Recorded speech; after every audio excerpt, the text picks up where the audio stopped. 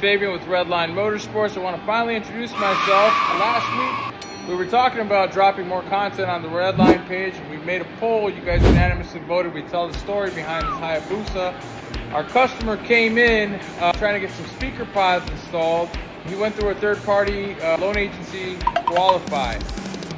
He had us look over the eBay listing that he was interested in. It's like this we can make, but it's usually better off if you buy it somewhere else because our hourly is based off of the fact that we have to make this one-off thing when there may be a seller out there that's actually making these things in mass volume. So he shows us this listing on eBay. Seems legit. Guys in the East Coast, made in America, better than Indochina. You know what I'm saying?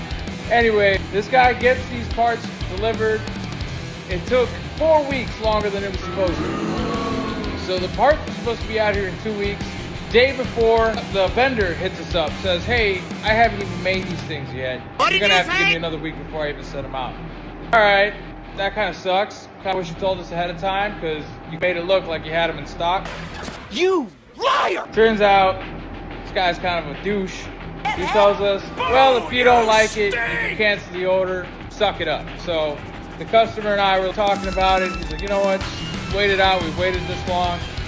So 3 more weeks pass by, and we get the parts, unfinished, raw fiberglass. In the pictures, they're nice and painted, installed. He doesn't say anything in the description about us having to paint anything.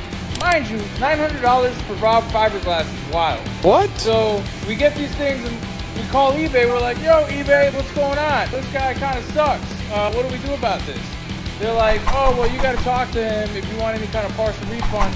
See, our thing here was that we didn't want to do a return because we had already waited about 6-7 weeks. So now that we have these things, we're like, hey, we're a shop. We can fix this. No big deal. But we need some kind of compensation for the labor time and the materials it's going to take to fix this. And it should not be on the customer because they messed this up, the false advertisement, yada.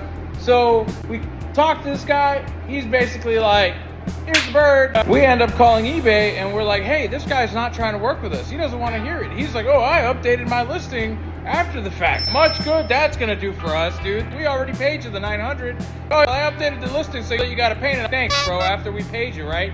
So eBay, basically, one of their agents was pretty down to earth, and he was like, hey man, honestly, that does really suck on his end, but we don't have the power to step in and do much about it unless you want a full refund, which is not something we were trying to do. So he says, hey, why don't you call your bank? He's like, eBay will not penalize you if you guys issue a chargeback. Like, let's do that. So before I do it, I call the guy one last time. I'm, hey man, as a courtesy, business owner, can you work with us? Give me 300.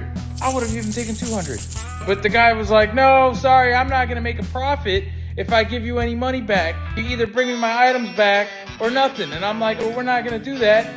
So we end up telling him, I was like, hey man, may the best man win then. If that's how you want to be, I'm just going to call the bank, issue a chargeback, and we get the full 100% back. So that's what ended up happening. These guys, I will not name them for legal reasons, but if you guys want to know who it is, we'll send you info. But we got plenty of stories like this, man. This is just a start. So if you guys care, stay tuned. We'll drop some more.